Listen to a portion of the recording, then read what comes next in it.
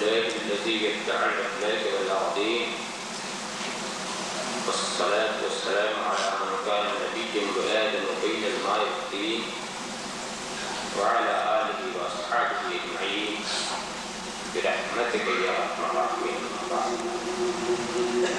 أعوذ بالله من الشيطان الرجيم. بسم الله الرحمن الرحيم. ألف لام ميم.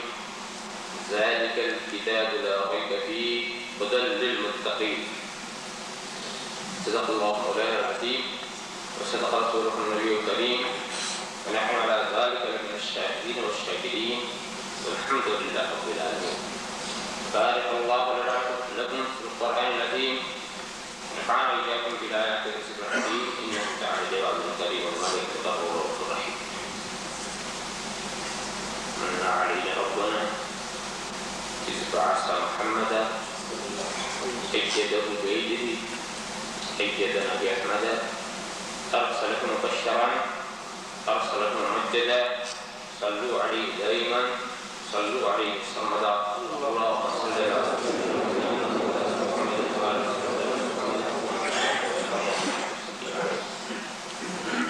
ادب کا عشق زیر آسمان عرش نہ گفتہ، نفس تم کردہ می آیت جنید و بایزیدی جا، مصطفیٰ و رسان خیش راکتی ہموست، اگر بہو نہ رسیدی تمام پول حقیش.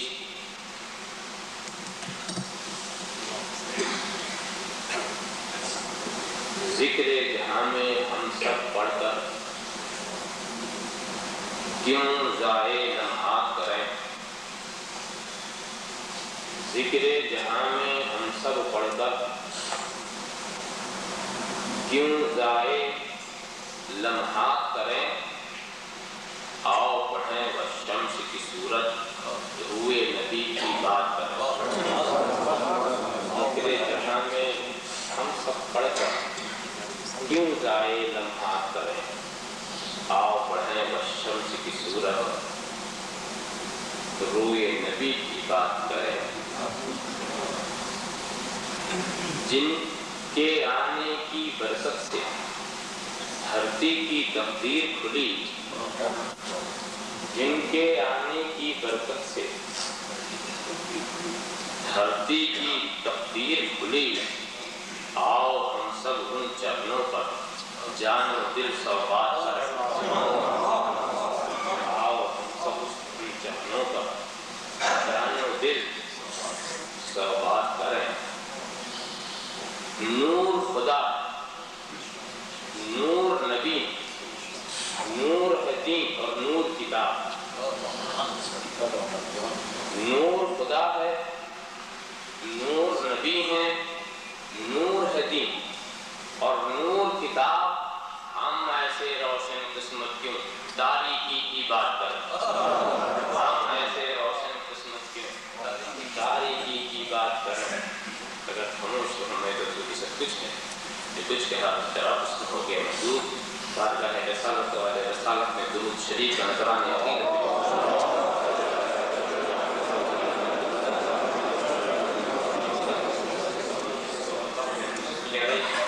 ایک بار اور یہ سلام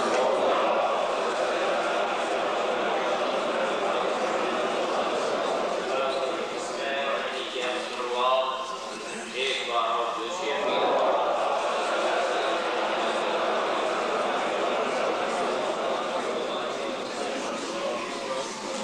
الف لام میم. یہ بلند مرتبہ کتاب جس کے کتاب الہی میں کسی شک و شبہ کی گنجائش نہیں، کتاب الہی ہونے میں کسی شک و شبہ کی گنجائش نہیں. یہ متقیوں کے لیے ہدایت ہے.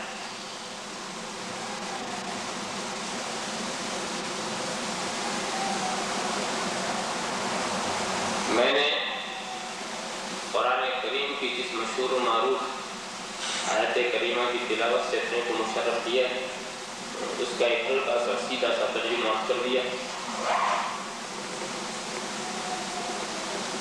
یہاں آج کی محفل میں صرف دو لفظوں کے تعلق سے اپنے خیالات کو ظاہر کروں گا، اور یہاں بیٹھ کر انہیں دو لفظوں کو ہم سب سمجھیں، غور کریں۔ یہ الفاظ جو ہیں بہت زیادہ بولے جاتے ہیں، مگر یہ بھی ایک چیز بات ہے، بعض الفاظ بولے بہت زیادہ جاتے ہیں، سمجھے بہت کم جاتے ہیں۔ اس میں ایک لفظ ہے ہدایت اور ایک لفظ ہے تقویٰ۔ قرآن کریم نے اپنے تعلق سے کیا شخص میں ہدی للمتقین، یہ پرہیزگاروں کے لیے ہدایت ہے، یہ تقوی کی طرف مائل ہونے والوں کے لیے ہدایت ہے، مائلین الی التقوی سائرین الی التقوی راغبین الی التقوی، تقوی کی زندگی جو گزارنا چاہتے ہیں ان کے لیے ہدایت ہے، تقوی کی طرف جو میلان و رجحان رکھتے ہیں ان کے لیے ہدایت ہے۔ اس ترجمے کو سنتے ہی جو بات سب سے پہلے ذہن میں آتی ہے کہ جب تقوی والوں کے لیے یہ ہدایت ہے تو گنہگاروں کے لیے کون ہدایت ہے؟ قرآن تو ہدایت ہے متقیوں کے لیے، پرہیزگاروں کے لیے، جو پرہیزگار نہیں ہیں ان کی ہدایت کا سامنا ہے۔ اور یہ سوال اور اہم ہو جاتا ہے جب قرآن اپنے ہی تعلق سے یہ ارشاد فرماتا ہے ہدی للناس، یہ سارے انسانوں کے لیے ہدایت ہے، بالکل کوئی تخصیص نہیں، کافرین کے لیے بھی ہدایت، مومنین کے لیے بھی ہدایت، موحدین کے لیے بھی ہدایت، مشرکین کے لیے بھی ہدایت، منافقین کے لیے بھی ہدایت، مخلصین کے لیے بھی ہدایت، درود پڑھنے والوں کے لیے بھی ہدایت، پتھر برسانے والوں کے لیے بھی ہدایت، چاہنے والوں کے لیے بھی ہدایت، عداوت رکھنے والوں کے لیے بھی ہدایت۔ ہدی للناس، کتنا عمر سے سارے انسانوں کے لیے ہدایت۔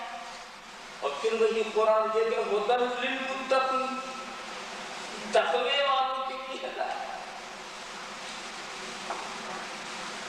تو اس استعمال ہی سے یہ بات سمجھ میں آتی ہے کہ ایسا لگتا ہے کہ ہدایت کے دو معنی،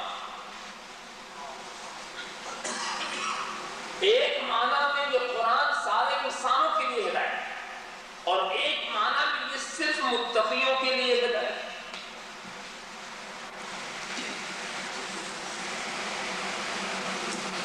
اب اس کو آپ علماء کرام سے اگر پوچھیں گے تو بتائیں، مگر آپ جانتے ہیں میرا طریقہ بالکل ہندی کا چندی، اردو کا سردو کر دینے کا ہوتا ہے، اس لیے میں بہت ہلکا کر کے پیش کروں گا، ورنہ علماء کی بولی تو بہت ہی سخت ہو جاتی ہے۔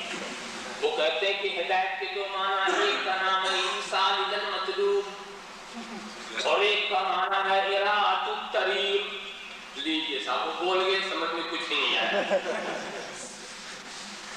مگر میں اس کو اور ہلکا کر دوں۔ ہدایت کے ایک معنی ہے منزل تک پہنچا دینا، اور ہدایت کا ایک معنی ہے راستہ دکھا دینا۔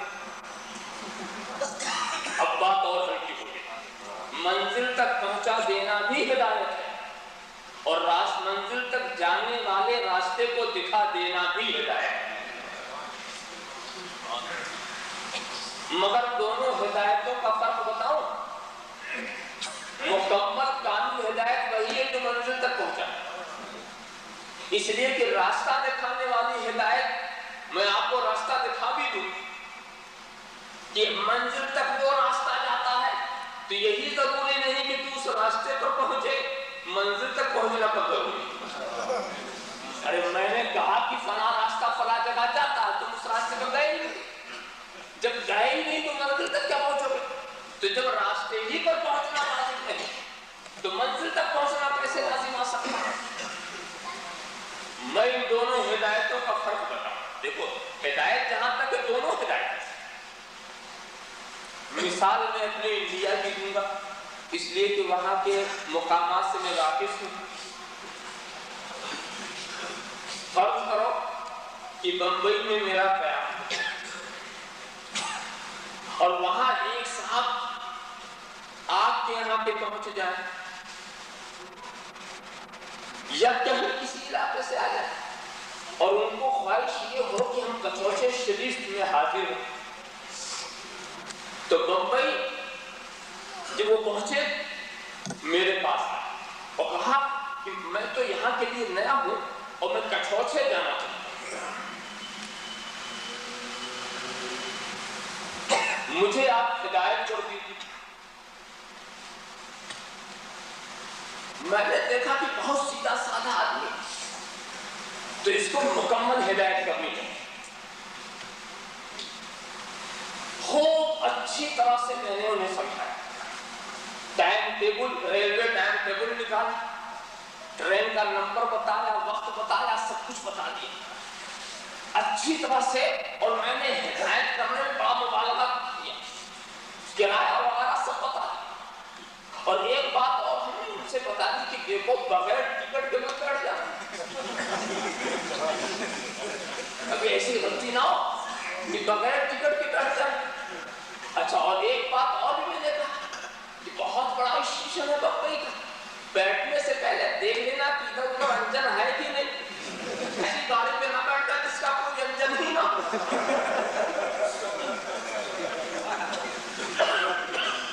میں نے بہت ہی زیادہ مبالغے سے کام لیا اور کہا ایک بات اور ہم نے کہا کہ دیکھو تمہیں لکھنؤ تک جانا، بمبئی سے بیٹھ کر فلاں ٹرین ملے گی لکھنؤ، مگر اس ٹرین کے اندر کچھ ڈبے ہوتے ہیں جو بھساول میں پڑ جاتے ہیں، کچھ ڈبے آگے چل کر اٹارسی میں پڑ جاتے ہیں، ان کا روٹ دوسرا ہو جاتا.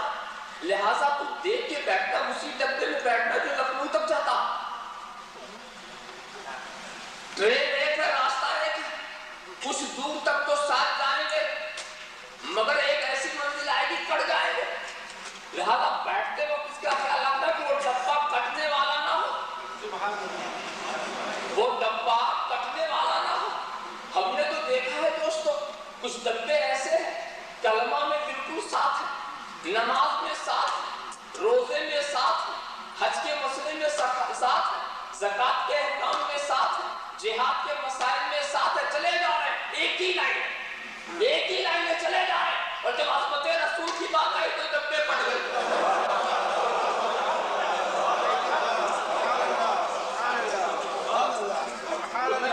کٹنے والے ڈبے میں نہ بیٹھنا، بیٹھنا جو یہاں کا ساتھی ہو وہاں تک پہنچا دے.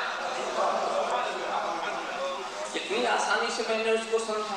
اچھا، ایک بات اور بھی میں نے کہا کہ دیکھ کچھ ڈبے ایسے ہیں جن میں انجن تو لگا رہتا مگر وہ انجن دور تک نہیں جاتے، ادھر لے جاتے ہیں ادھر جاتے ہیں، شانٹنگ کرتے رہتے ہیں، ادھر کاٹا ادھر لگایا، ادھر کاٹا ادھر لگایا، گھوم پھر کر کے یہی رہ جاتے ہیں.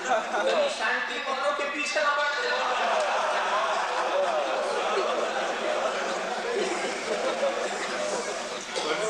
دیکھیے ہدایت کرنے میں بہت ہی مبالغے سے کر رہا ہوں، ہر بات سمجھا دے رہا ہوں، اس لیے کہ یہ شانٹنگ کرنے والے اس مسجد سے اس مسجد میں، اس مسجد سے اس مسجد میں شانٹنگ کرتے رہے ہیں، گنبد خضرا میں پہنچا ہے.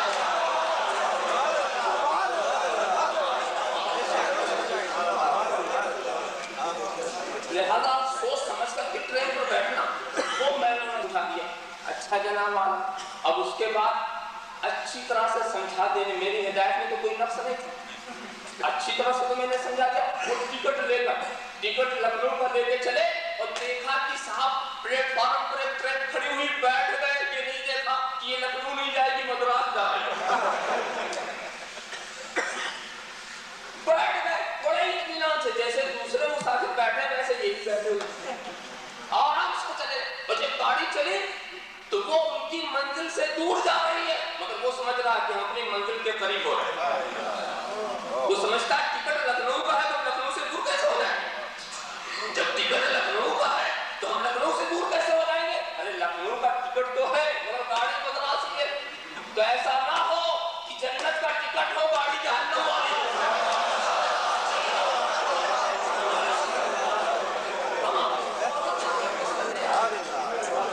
ارے ٹکٹ سے کیا ہوتا ہے، گاڑی بھی تو صحیح ہونی چاہیے نا. گاڑی ہی غلط ہوتی تو تم صحیح راستے پر کیسے جاؤ. اچھا جناب، جب مدراس کی طرف بڑے آرام سے جا رہا ہے مگر ہماری گورنمنٹ نے بڑا اچھا انتظام کیا. بیچ میں چیکر آ جاتے ہیں، ٹکٹ کلکٹر آ جاتے ہیں چیک کرنے کے لیے، بڑا اچھا. مگر ایک بات میں بتا دوں، وہ چیکر جو ہے وہ ہر کوئی نہیں بن سکتا. اس کے لیے بھی گورنمنٹ کی اجازت کی ضرورت ہے. تو ایک خاص وردی میں آتا, ایک تمغہ لگا کے آتا, کسی کو حق نہیں ہے کہ بغیر اجازت کے ہمارا ٹکٹ چیک کر سکتا. اور جب وہ اپنی شان سے آتا ہے چیک کرنے کے لیے تو ہم سمجھ جاتے ہیں کہ یہ گورنمنٹ کا آدمی, جب گورنمنٹ کا آدمی ہے تو اس کو ہمیں خیر خواہ سمجھنا نہیں چاہیے, اسے ہمیں فریبی نہیں سمجھنا چاہیے. گورنمنٹ نے اسے اسی کام کے لیے متعین کیا. وہ آیا جناب, میں سوچنے لگا ٹکٹ چیک کرنے میں کون سی محنت, ٹکٹ چیک کرنا یا ٹکٹ بنانے میں کون سی محنت, مگر اس چھوٹے سے کام کے لیے بھی گورنمنٹ کی اجازت کی ضرورت ہے. آج تو لوگ بڑے سے بڑا کام کر رہے ہیں اور وہ بھی حکومت الہیہ کا کام کر رہے ہیں, مگر ادھر کی اجازت کی ضرورت ہی نہیں سوچتے کہ ادھر سے بھی کوئی اجازت ہے کہ نہیں.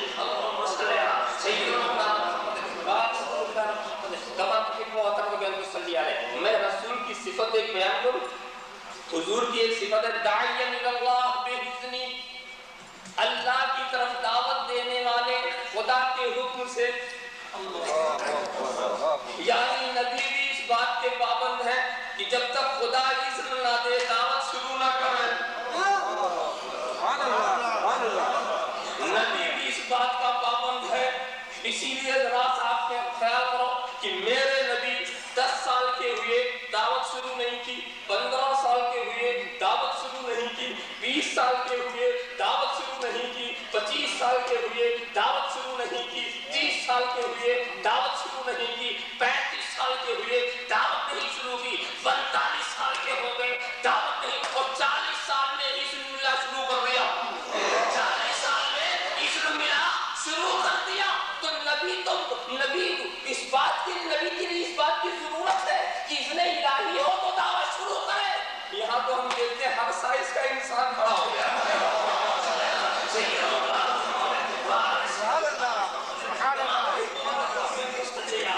کسی اذن کی ضرورت ہی نہیں,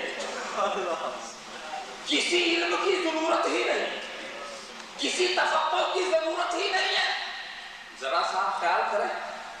تو اب بہرحال میں دوسری طرف آپ کے ذہن کو نہیں لے جانا چاہتا ہوں, اس لیے کہ ایک مسافر بیچارہ مدراس جا رہا ہے, اس کو صحیح راستے پہ لانے کی بھی ضرورت ہے.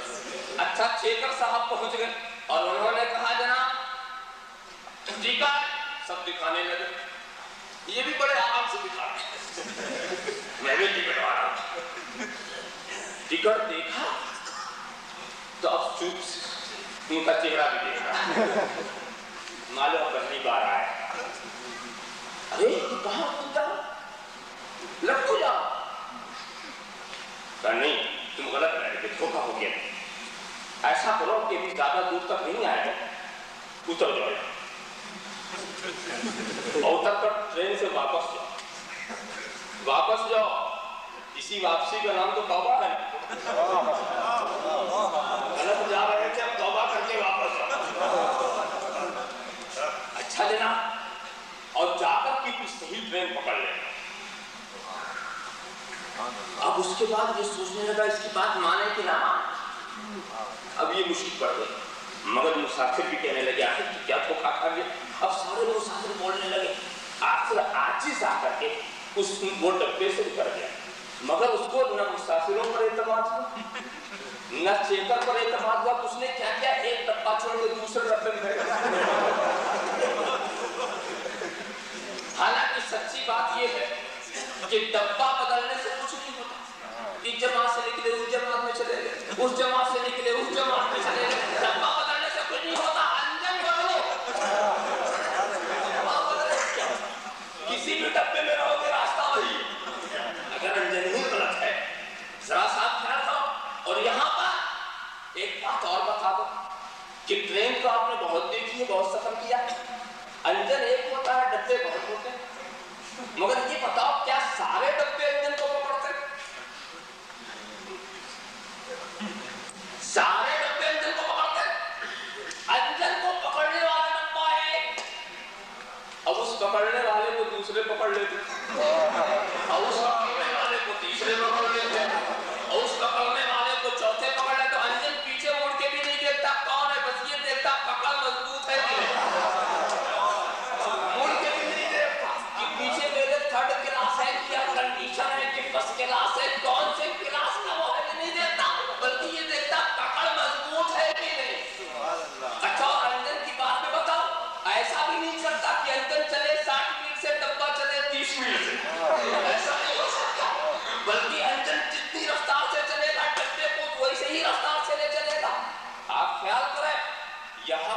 पता चला कि भाई एक अंजन को एक ही पकड़ सकते हैं। दामन रसालत को सहाबा ने पकड़ा, सहाबा के दामन को ताबईन ने पकड़ा, ताबईन के दामन को तबे ताबईन ने पकड़ा, उनके दामन को दूसरे सालेहीन ने पकड़ा। यहाँ से वहां तक दामन बस इतनी है कि मजबूत पकड़ होनी चाहिए। अगर कोई डब्बा खस्ता हाल है तो वो ये ना समझे कि वो सफर न कर सकेगा, कुछ टूटा फूटा है, कुछ मामला कर ऐसा है, तो फिक्र ना करे, पकड़ मजबूत रखे, पकड़ मजबूत रखे, यकीनन वो इंजन के पीछे दौड़ता हुआ चला जाएगा। मगर जनाब वाला इनका हाल क्या हो, ये एक डब्बे को छोड़ के दूसरे डब्बे में बैठ गए, चले जा रहे, मंजिल से दूर हो रहे हैं, समझ क्या रहे हैं, मंजिल के करीब हो रहे, यही तो हो रहा है। मगर दोस्तों यकीन जानो, एक अभी में धोखा है। कब तक धोखा है? जब तक ट्रेन चल रही है, जब तक ट्रेन चल रही है। मगर एक वक्त आएगा जब मद्रास सेंट्रल पर उसकी मसाफत खत्म हो जाएगी, जब ट्रेन की मसाफत खत्म हो जाएगी, अब चाहे तेरी ये मंजिल हो या ना हो, चाहे यहाँ का टिकट हो या ना हो, यही उतरना, अब उतरना वही है, ये मंजिल आखिरी आ चुकी है। और अब जनाब वाला जब मद्रास को पहुंचे तो अब तो बात भी समझ में किसी की नहीं आ रही, न इनकी बात कोई समझ रहा, न उनकी बात ये समझ रहे हैं, हम जहां जाना था कहां चले आए। तो दोस्तों अभी अपनी गलती का एहसास नहीं हो रहा है, इसलिए कि जिंदगी की ट्रेन चल रही है, हयात की गाड़ी चल रही है। मगर यकीन जानो एक वक्त आएगा कि जिंदगी की ट्रेन ठहर जाएगी, रिश्ते हयात मुनक़ता हो जाएगा, जिंदगी की मसाफत खत्म हो जाएगी। फिर तुम्हें बड़ा अफसोस होगा कि टिकट जन्नत का था, हम इधर कहाँ आ गए।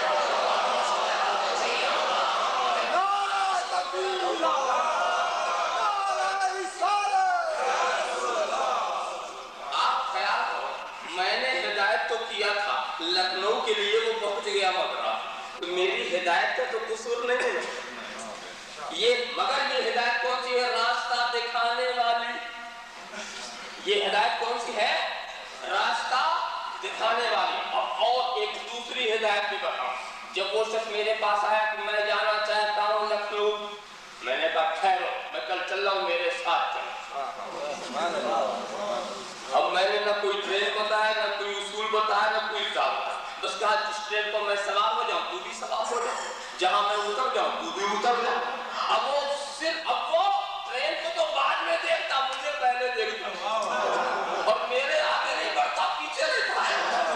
वक्त में उंगली मेरे पीछे रहना, आगे मत बढ़ना। अच्छा वो पीछे पीछे चला जा, और जब मैं ऊपर चढ़ा वो भी चढ़ा। अब फर्ज करो कोई धोखा देने वाला उसका हाथ पकड़ ले तो कहे कहां जा रहा, ये ट्रेन लखनऊ नहीं जाती, तो वो उसको जवाब नहीं देगा, वो मुझे देगा, उसको जवाब नहीं, मुझे देगा, बताइए मैं नहीं जा रहा हूँ, ये ले जाओ, मैं नहीं जा रहा हूँ, ये ले जा रहे हैं। अब उसके बाद मैं आगे बढ़ूंगा और आगे बढ़ कहता हूँ, कहूंगा कि तू इसे फरेब क्यों दे रहा है, लखनऊ मेरा वतन है, मैं वहां आता जाता हूँ, रास्ता मेरा देखा भाला है, तुम मुझे धोखा नहीं दे सकते, मैं ले जा रहा हूँ। ये बात होगी अब कोई फरेब दे न सकेगा, कोई फरेब। इसीलिए दोस्तों बड़े खुशनसीब वो लोग हैं जो हिदायत करने वाले को साथ रखते हैं, जो हिदायत करने वाले को साथ रखते हैं। जब मामला है कि जब हम चल रहे होंगे, हमारे साथ गौस होंगे, हमारे साथ ख्वाजा होंगे, हमारे साथ महबूबे इलाही होंगे, कोई हमें देखेगा तो हम गौस को देखेंगे, हमें देखेगा तो हम ख्वाजा को देखेंगे। हम नहीं जा रहे हैं, ये ले जा रहे हैं, हम नहीं जा रहे हैं, ये ले जा रहे हैं, उनके रास्ते पर हम चल रहे हैं, उनकी रविश पर हम चल रहे हैं, उनकी आदत को हम अपना रहे हैं। आप ख्याल करते चले जाए तो देखो मेरे साथ चला, लखनऊ तक पहुंच गया, न उसे धोखा हुआ, न फरेब हुआ, न परेशानी हुई। तो देखो ये कौन सी हिदायत है? मंजिल तक पहुंचाने वाली। तो जब मंजिल तक पहुंचाने में क्या होता है, हादी साथ साथ रहता है, और मंजिल तक पहुंचाने वाली जहां बात नहीं होती वहां हादी सिर्फ रास्ता दिखा देता है। तो सुना, कुरान सारे इंसानों के लिए भी हिदायत है और मुत्तकियों के लिए भी हिदायत है। कुरान जब रास्ता दिखाने पर आता है तो सारी कायनात को रास्ता दिखाता है, अबू जहल को रास्ता दिखाता है, ابو لہب کو راستہ دکھاتا ہے، عتبہ اور شیبہ کو راستہ دکھاتا ہے، عبداللہ ابن ابی رئیس المنافقین کو راستہ دکھاتا ہے، ساری کائنات کو راستہ دکھاتا ہے، مگر جب منزل پر پہنچانے کی بات آتی ہے تو صدیق اکبر کو پہنچاتا ہے، فاروق اعظم کو پہنچاتا ہے، عثمان غنی کو پہنچاتا ہے، علی مرتضیٰ کو پہنچاتا ہے، غوث جیلانی کو پہنچاتا ہے، بازو تھام تھام کے پہنچاتا ہے، دل میں جگہ بنا بنا کے پہنچاتا ہے، دماغ کی کائنات میں چھا چھا کے پہنچاتا ہے، تو پہنچانا اور ہے، راستہ دکھانا اور ہے۔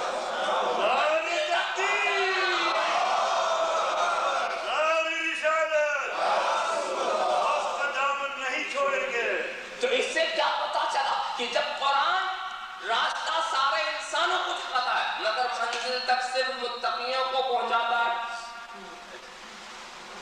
ہدی للناس، راستہ سارے لوگوں کو دکھائے گا، ہدی للمتقین، منزل تک صرف تقوی والوں کو پہنچائے گا۔ یہ قرآن کے صاف واضح ارشادات ہیں، یہ عقل و قیاس کی بات نہیں ہے، بہت واضح۔ اب ایک بات بتاؤ، اتنا تو پتا چل گیا کہ متقیوں کو منزل تک پہنچاتا، اپنے سمجھنے کی ضرورت ہے نا کہ تقویٰ ہے کیا، متقی کون ہے، اور ہمیں خود اپنی عقل سے یہ بات نہیں سوچنی ہے، قرآن کریم ہی سے پوچھا ہے تقویٰ کیا۔ تو میں آپ کو بتاؤں تقوی کی بہت ساری قسمیں ہیں اور قرآن کریم میں ہر ایک کی وضاحت۔ مثال کے طور پر تقوی کی دو قسمیں، ایک ہے بدن کا تقویٰ اور ایک ہے دل کا تقویٰ۔ بدن کا تقویٰ، آپ نے نماز پڑھی یہ بدن کا تقویٰ، روزہ رکھا بدن کا تقویٰ، حج کے اعمال ادا کیے بدن کا تقویٰ، زکات دی یہ مال کا تقویٰ، اعمال خیر و خیرات انجام دی یہ بدن کا تقویٰ۔ تو بدن کے تقوی کی تو پورے قرآن کریم میں وضاحت بہت ہے۔ دل کا تقویٰ، اور دل کے تقوی کی اہمیت اس لیے کہ اگر دل متقی نہیں تو بدن کا تقویٰ نہیں ہے، نمائش ہے۔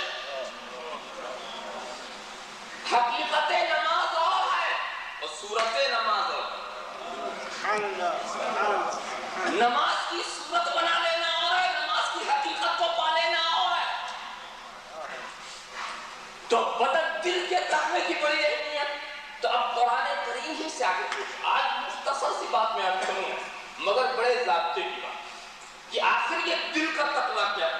تو قرآن کریم ارشاد فرماتا ہے وَمَن يُعَظِّمْ شَعَائِرَ اللَّهِ فَإِنَّهَا مِن تَقْوَى الْقُلُوبِ، جو اللہ کے شعائر کی تعظیم کرے یہی دل کا تقویٰ۔ دیکھیے سیدھا، جو اللہ کے شعائر، اللہ کے دین کی نشانیوں کی تعظیم کرے یہی دل کا تقویٰ۔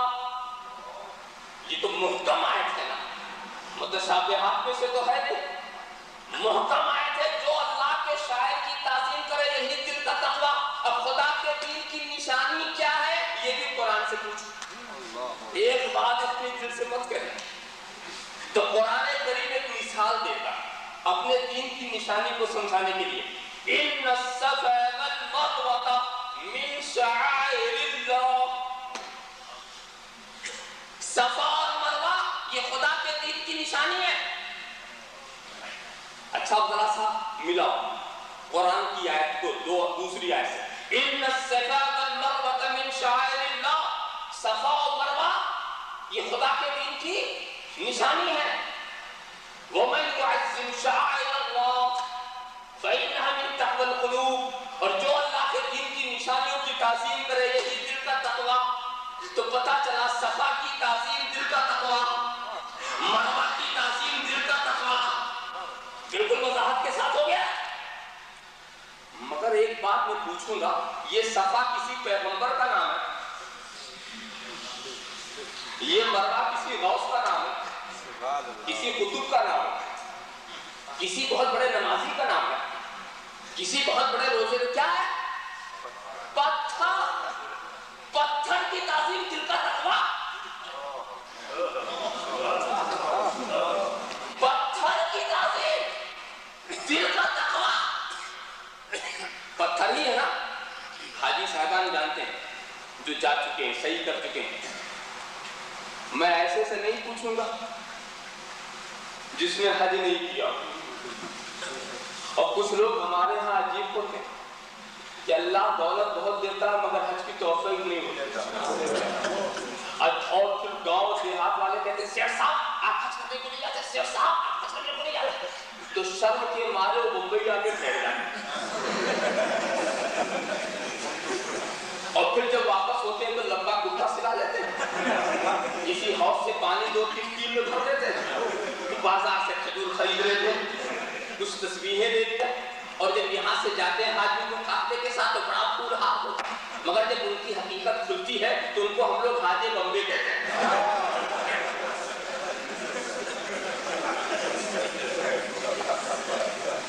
ایسے ہی حاجی بمبے پہنچ گئے اور جب وہ پلٹ کے آئے حاجیوں کے قافلے کے ساتھ, پرانے حاجی پہلے سے لوگ پہلے ہی سے موجود تھے, دیہاتی بیچارے. تو انہوں نے کہا حاجی صاحب آپ نے تو سب زیارت کر لیا, آپ سب زیارت کر لیا. کہا یہ بتائیے حجر اسود کو بوسہ دینے کا موقع ملا؟ تو کہتا ہاں حضرت اسود بڑے اچھے آئے ہیں.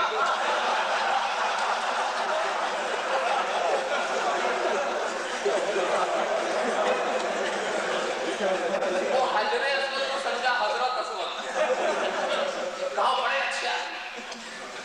تو حاجی صاحب گھبرا گئے, ارے حاجی صاحب کیا کہہ رہے ہو, تو پتھر ہے پتھر. مگر وہ بھی بڑے ہوشیار میں سے, اے حاجی صاحب جب آپ گئے تھے نا تو پتھر پہ اب آدمی ہو گئے.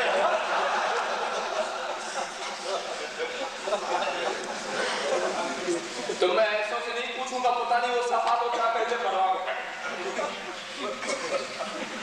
صفا کی تعظیم, دل کا تقویٰ, پتھر کی تعظیم. ارے لوگوں پتھر کا مقدر دیکھنا ہو تو مکے چلو. صفا پتھر, مروہ پتھر, خانہ کعبہ پتھر, حجر اسود پتھر, مقام ابراہیم پتھر, جبل رحمت پتھر, عرفات کا میدان پتھریلا میدان, مینا کی وادی پتھریلی وادی, مزدلفہ کا میدان پتھریلا میدان. پتھر کا مقدر دیکھنا ہے تو مکے چلو.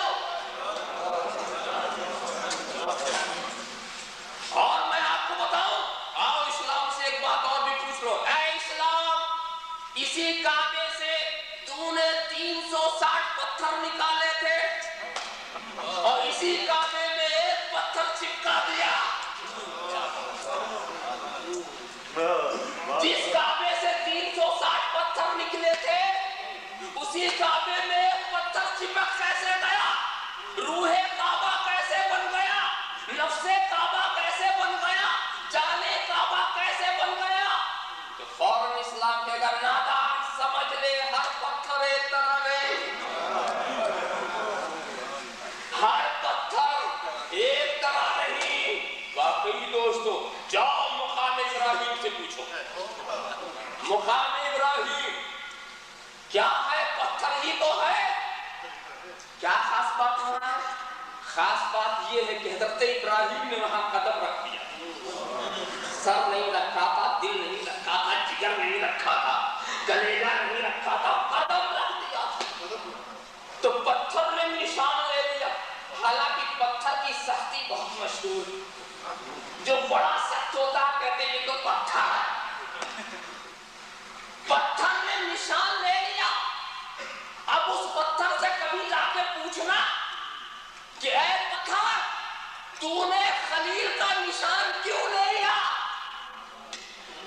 تو نے خلیل کا نشان کیوں لیا, تو وہ یہی تو جواب دیتا, ارے اگر میں نے خدا کے خلیل کا نشان نہ لیا ہوتا تو میرا نشان کیسے بنتا؟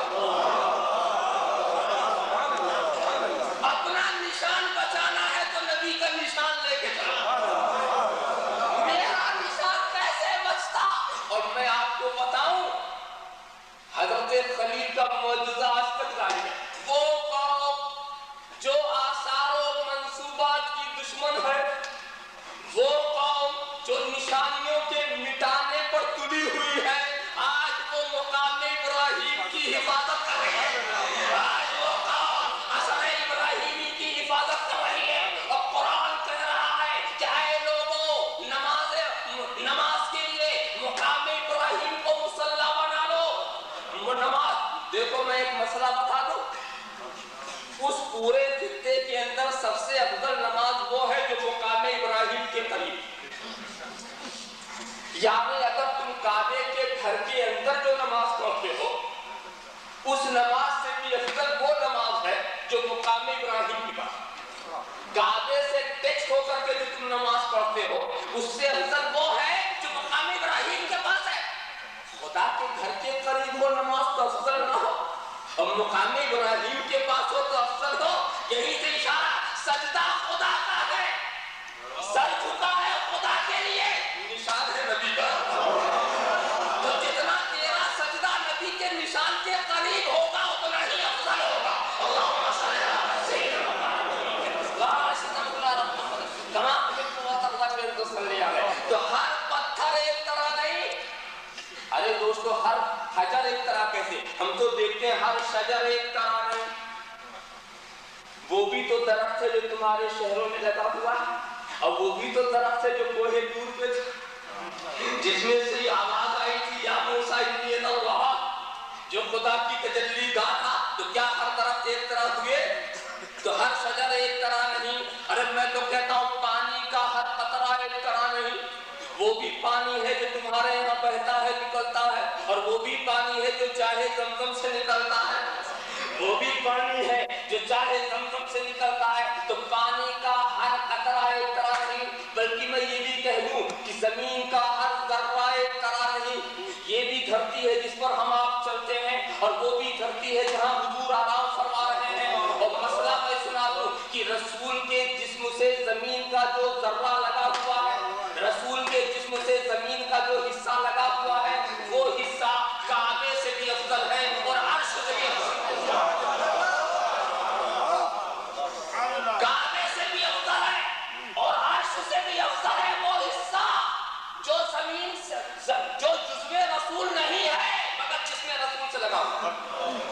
خیال کرنا اس بات پر, جزو رسول نہیں ہے مگر جسم رسول سے لگا ہوا ہے وہ حصہ کعبے سے بھی افضل, عرش سے افضل. تو اے لوگوں, مٹی کے اس حصے کو تم کیا کہو گے جو بشریت مصطفیٰ کا جزو بن گئے ہیں؟ کیا اس کی افضلیت کو ہم کیسے سمجھ سکتے ہیں؟ اسی لیے میں کہتا ہوں اے مدینہ تیرا جواب نہیں. اے مدینہ تیرا جواب نہیں. کیوں؟ فرش پہ کعبہ, عرش پہ کعبہ, فرش پہ کعبہ, عرش پہ کعبہ. یہ بشر کو, وہ قدسیوں کو ملا. بیت المعمور وہ بھی کعبہ, فرش پہ کعبہ, عرش پہ کعبہ. یہ بشر کو, وہ قدسیوں کو ملا. اب دل ہے کعبہ بقول اہل صفا, دل ہے کعبہ بقول اہل صفا الغرض ہے. جواب کعبے کا. اور اے مدینہ تیرا جواب, اے مدینہ تیرا جواب نہیں, الغرض ہے جواب کعبے کا. اے مدینہ تیرا جواب نہیں. المدینہ تو خیر من مکہ, مدینہ مکے سے بہتر ہے. اس بات کو سوچ کر کہیں کوئی بولنا پڑے, یہ تو بہت آگے بڑھتے جا رہے ہیں. مدینہ مکے سے بہتر کیسے ہو سکتا؟ مدینہ کیسے بہتر ہو گیا؟ کیوں؟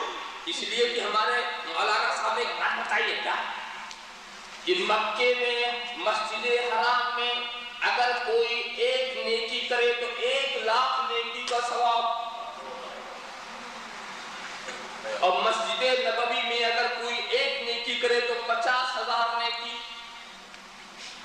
اور مسجد اقصی میں اگر کوئی ایک نیکی کرے تو 20,000 نیکی کا ثواب.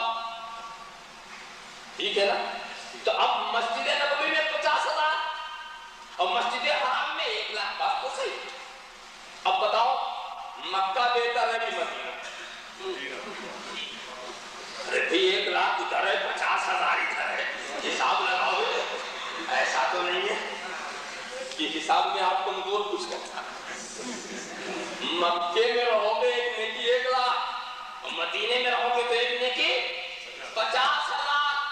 وہاں 2 نیکی 2,00,000, 3 نیکی 3,00,000, 4 نیکی 4,00,000, 5 نیکی 5,00,000. تو یہاں ایک نیکی 50,000, 2 نیکی 1,00,000, 3 نیکی 1,50,000. تو رفتار سست ہے بھائی صاحب. اب بتاؤ بہتر کون؟ اہل محبت تو مدینے کے سوا نام ہی نہیں جو ریاضی کے اصول سے بات سمجھنا چاہتے ہیں ان کو بھی میں سمجھا دوں. دیکھو یہ صحیح ہے کہ مسجد حرام میں ایک نیکی برابر 1 لاکھ، مگر ایک گناہ بھی برابر 1 لاکھ.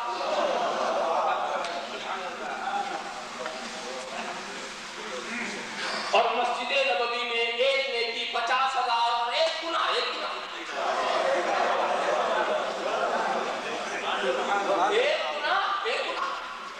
یعنی اگر مکے کے اندر مسجد حرام میں 4 نیکی کے ساتھ 4 غلطی ہو گئی تو سب برابر.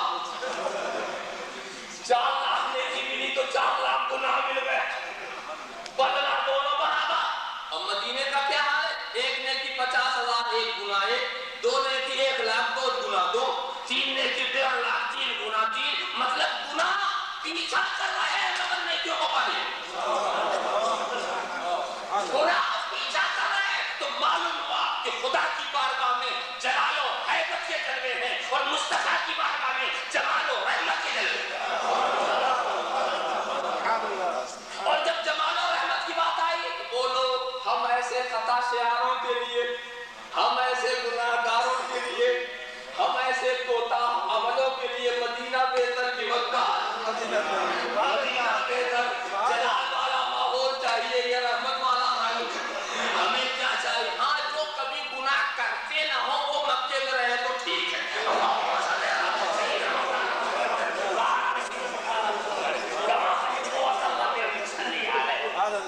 مقدر دیکھنا ہے دھرتی کا مقدر دیکھنا. بولو جب زمین کا ہر ذرہ ایک طرح نہیں، جب پانی کا ایک قطرہ ایک طرح نہیں، جب ہر شجر ایک طرح نہیں، جب ہر حجر ایک طرح نہیں، تو ہر بشر ایک طرح کیسے ہو گیا؟ ہر بشر ایک طرح کیسے ہو گیا؟ اور جب ہر ایک بشر ایک طرح نہیں تو تم خیر البشر کی طرح کیسے ہو گئے؟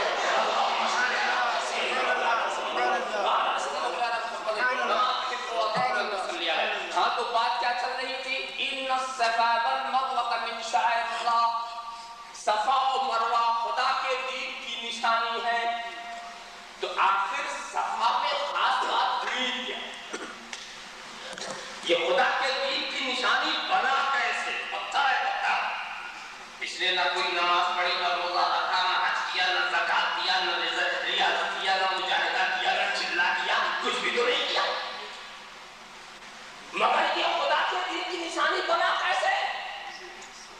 اب آپ تاریخ دہراؤ گے نا کہ یہاں خدا کی ایک مقبول بندی حضرت حاجرہ وہ بھی اپنے ایک مقصد کے لیے دوڑی تھی، اپنے بچے کے پانی کے لیے. یہی تو آپ دیکھ رہے ہیں. اور اس کے بعد حضرت حاجرہ کے دوڑنے کا انداز کیا تھا؟ صفا سے مروہ، مروہ سے صفا، صفا سے مروہ. اور ایک بیچ کا ایک جگہ ایسی آتی تھی جب حضرت حاجرہ وہاں پہنچتی تھی تو حضرت اسماعیل نظر نہیں آتے تھے تو وہاں وہ دوڑ جاتے تھے. وہاں دوڑ کے وہ میلین زرے والی جو مسافت وہ جج نہیں کرتے ہیں تو اب وہاں دوڑتے جو بچہ نظر آنے لگتا تھا پھر آہستہ سے چلتی تھی، پھر آہستہ سے چلتی تھی. اس کے بعد 7 چکر پورا ہی کیا تھا کہ نظر بچے پر پڑی تو ایسا لگا کہ پیروں سے پانی کا چشمہ جاری ہے. وہاں سے وہ آتی ہے اور باقی ایسے جوش کے عالم میں وہ پانی تھا کہ ایسا لگتا تھا کہ پورے مکے کو بھر دے گا. مگر ایک میڈ انہوں نے بنائی حضرت حاجرہ نے اور پھر پانی سے یہ کہا زمزم زمزم تھم جا تھم جا تھم جا تھم جا. تو خدا کی نیک بندی نے روکا تھا، جہاں روکا تھا آج تک وہی روکا ہوا ہے. جہاں روک دیا تھا نہ نیچے گیا نا. اے زمزم پینے والوں کبھی ترجمے پر غور کر لینا. جب زمزم کا پی تو لیتے ہو نہیں سمجھتے یہ زمزم ہے کیا؟ یہ مقبول بندی کی زبان کا نکلا ہوا لفظ ہے. وہ اس نے جب روک دیا، اگر تم زمزم کے معنی کو سمجھ لو تو مقبول بندیوں کی زبان کی تاثیر بھی سمجھ گیا. جس کو جہاں روک دیا وہ وہی رک گیا. دیکھا آپ نے، یہی ہے. تو حضرت حاجرہ نے چکر لگائے ایک خاص مقصد سے. مگر آج قیامت تک کے مسلمانوں سے کہا جا رہا ہے، حج کرنے والوں سے کہا جا رہا ہے تم صحیح کرو. ہم نے پوچھا ہمیں کیا ضرورت؟ ہمیں کس بچے کے لیے پانی تلاش کرنا؟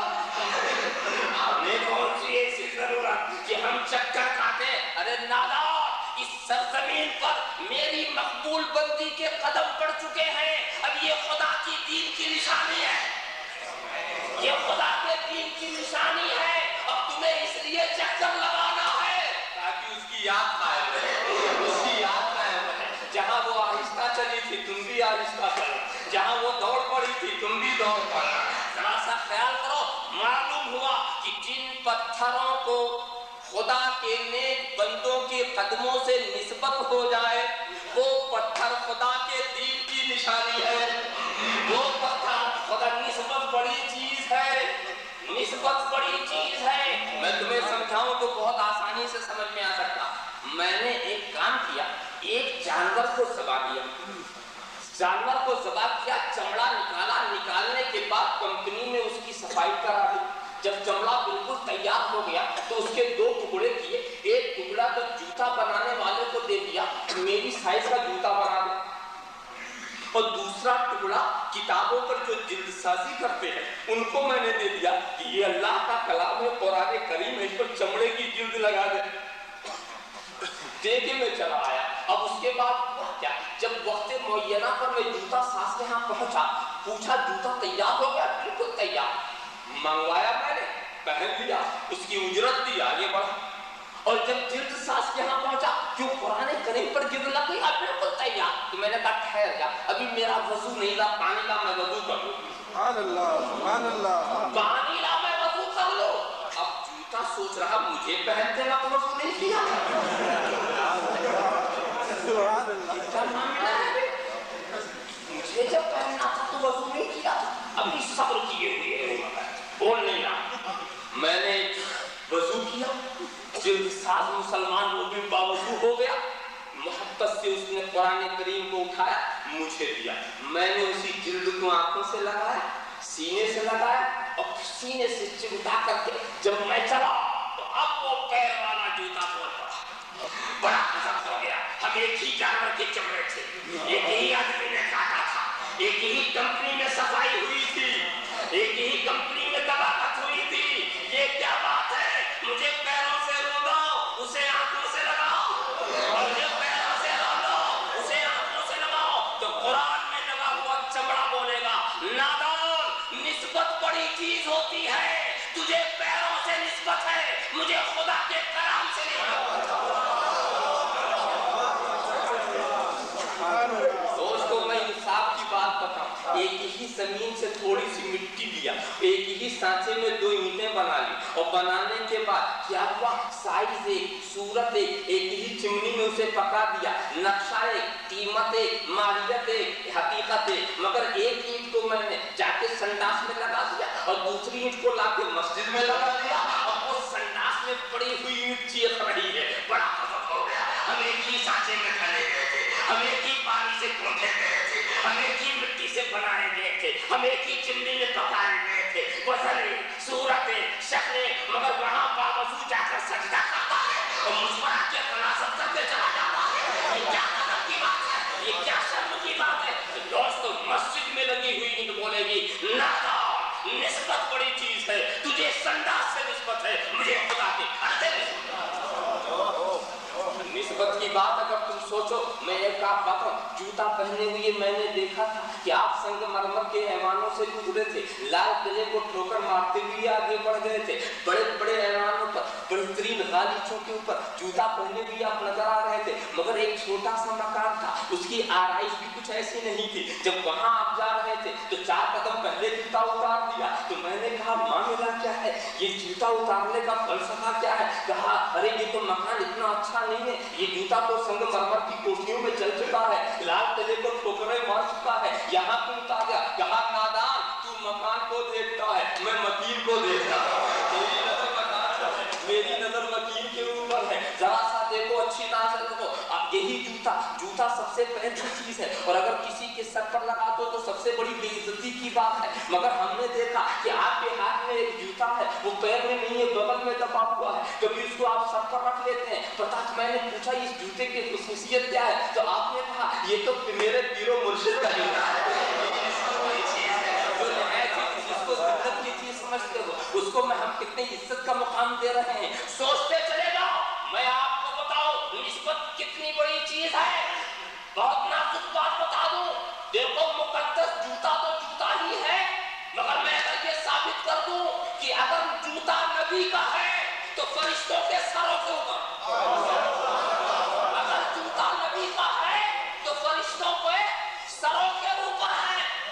देखो हजरत मूसा का वही जूता जिसके लिए कहा गया था फखला नाले, हे मूसा अपने जूतों को उतार दो, ये मुकद्दस वादी है। देखो एक बात मैं बताऊं, ये कहा जूता उतारो और वजह भी बता दी, इसलिए उतारो कि ये मुकद्दस वादी है, ताकि ये फलसफा मिल जाए कि जहां जहां मुकद्दस वादियां मिलती जाए वहां वहां जूते उतरते जाए, जूते उतर जाए तकद्दुस की वजह से। मगर वही जूता मैं आपको बताऊं, ताबूते सकीना को याद करो जिसमें अंबियाए किराम के तकर्रुकात थे, उसमें हजरत मूसा का जूता भी है, उसमें हजरत मूसा का आसा भी है, वो सारी चीजें उसके अंदर है, उसी ताबूत के अंदर। मगर उस ताबूत का हाल क्या है? कुरान कहता है ताहमिलुल मलाइका, उसे मलाइका सर पे लेके चलते हैं, उसे मलाइका सर पे लेके चलते हैं। तो नबी का जूता मलाइका के सर पर पहुंचा कि नहीं पहुंचा?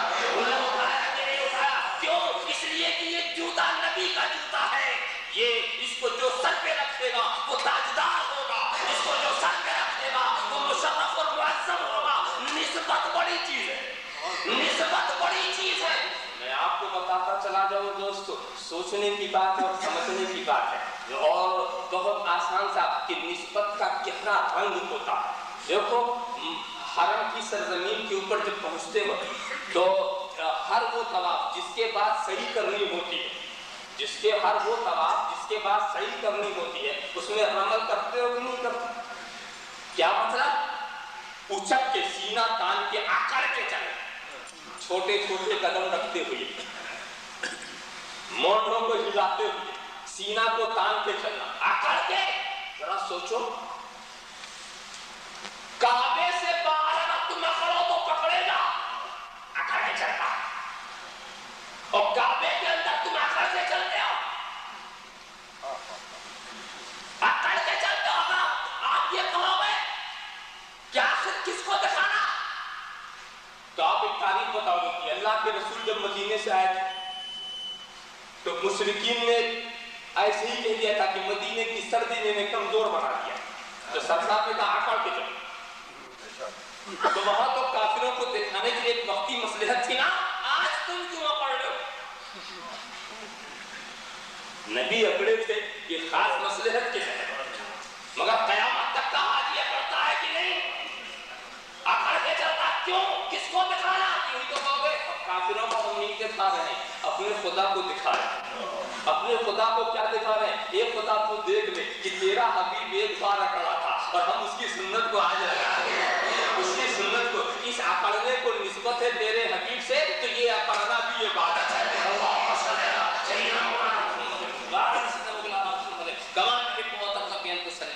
देखो निस्बत का क्या रंग होता है। एक बात बताओ, वहां पर शैतान को रमिए जमात लोग करते हैं कि नहीं करते? रजमन शैतान मार जाते हैं कि नहीं? हमारे हिंदुस्तानी अजीब बात कहते हैं ये बड़ा शैतान है, ये मजला शैतान है, ये छोटा शैतान, 3 साइज के शैतान।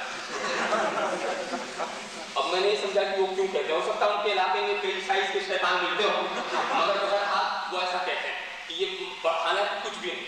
क्या वहाँ शैतान है? अरे कुछ हमने वैसे जोशीले लोगों को भी देखा है कि पत्थर मारते मारते उस पर चढ़ के उसके जूते से मारते हैं जोश में आकर, ऐसा समझते कि आज मिल गया तो पूरा बदलेंगे। हालांकि यकीन जानो वहां शैतान नहीं, खंबे 3 सुतून उसी पर पत्थराव करते हैं। शैतान को इतनी फुर्सत है कि क्या करते वहां पत्थर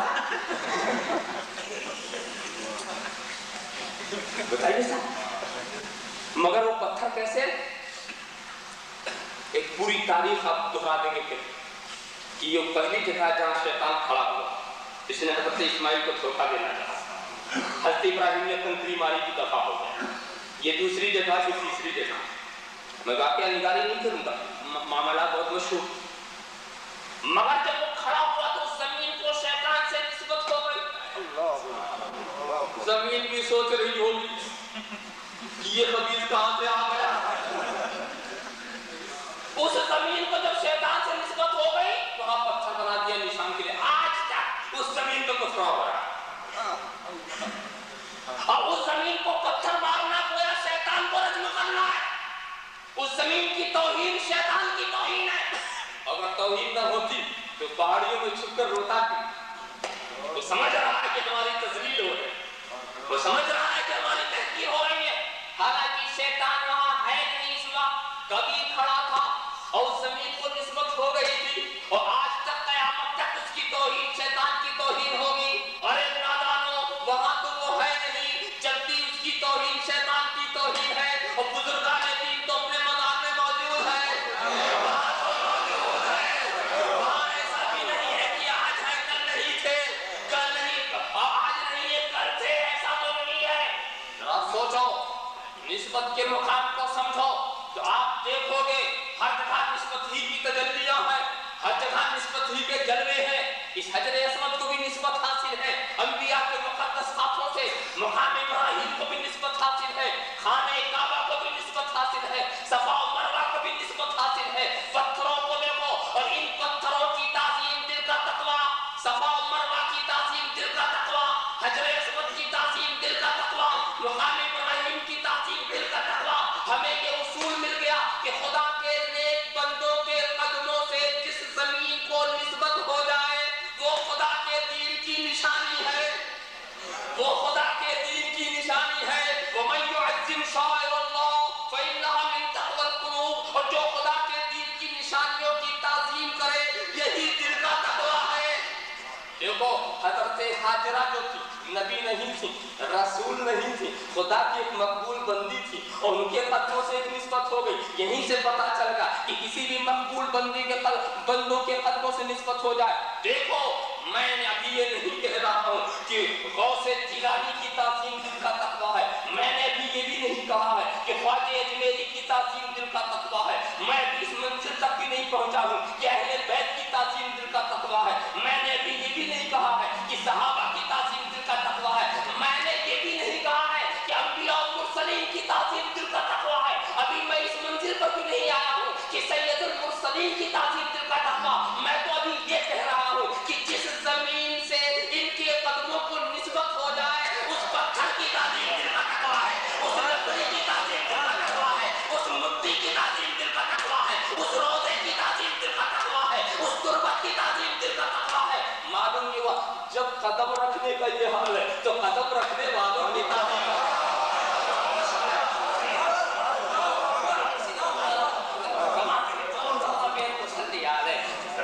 خیال کرتے چلے جاؤ. یہ قرآن ہمیں اصول دے رہا ہے کہ ان کی تعظیم دل کا تقویٰ ہے. اسی لیے میں کہتا ہوں غوث جیلانی کا مزار یہ خدا کے دین کی نشانی ہے, خواجہ اجمیری کا روضہ یہ خدا کے دین کی نشانی ہے, اولیاء کرام کی تربت یہ خدا کے دین کی نشانی ہے, ان کی چوکھٹیں یہ خدا کے دین کی نشانی علامت ہے.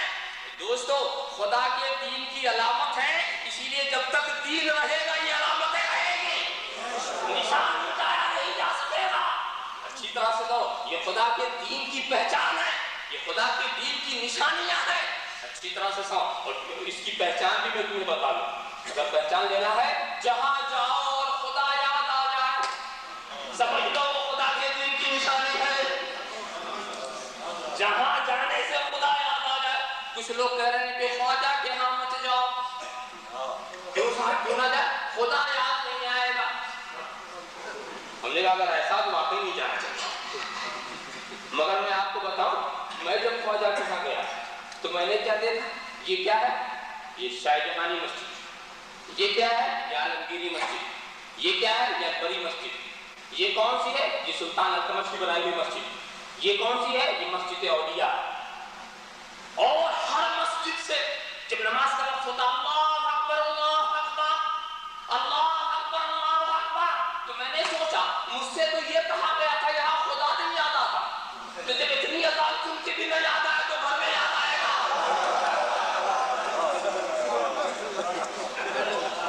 اگر راجستھان کے کفرستان میں خواجہ نہ آتے تو اللہ اکبر کا ترانہ کیسے بلند ہوتا. اچھا ایک بات اور, عالم خیال میں میں نے شاہ جہاں سے بھی پوچھ لیا, عالم خیال میں میں نے شاہ جہاں سے پوچھا, اے شاہ جہاں تو آیا تھا خواجہ کے ہاں، تو نے مسجد کیوں بنائی؟ ارے بھائی گنبد پر ایک گنبد اور چڑھا دیا ہو، 2-4 میناریں بنا دیے ہوتے، 2-4 مسافر خانہ بنا دیا ہوتا، تو نے مسجد کیوں بنائی؟ تو اس کا جواب جان دو کیا ہوگا؟ نادان جب میں خواجہ کے یہاں آیا تو مجھے خدا یاد آیا،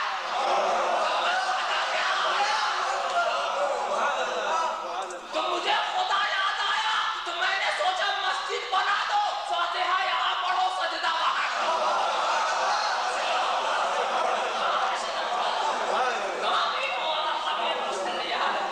اور مگر آج خدا نہیں یاد آتا، خدا نہیں۔ مگر ایک بات بتاؤ دوستو، بڑی محنت ہو رہی، حجت احمد اس کے لیے بڑی بڑی کانفرنسیں ہو رہی، ڈالروں اور ریال کے بلبوتے کی بڑی بڑی کانفرنسیں ہو رہی، مگر سنا ہمارے خواجہ صاحب بھی کانفرنس کرتے ہیں، اور وہی نہیں کرتے، محبوب الہی الگ کرتے، قطب الدین بختیار کاکی الگ کرتے، داتا گنج بخش لاہور میں کانفرنس الگ کرتے، مخدوم سمنانی کچھوچے میں کانفرنس الگ کرتے، سب اپنی کانفرنس کرتے ہیں۔ اور خواجہ صاحب کی ان بزرگان دن کی کانفرنس بڑی نرالی ہوتی، نہ پوسٹر نکالتے، نہ اشتہار نکالتے، نہ پمفلٹ، نہ جناب کوئی پروپیگنڈا۔ اچھا یہ خواجہ صاحب یہ بھی نہیں کہتے کہ اگر تم آؤ گے تو تمہیں سستے قسم کا پلاؤ ملے گا،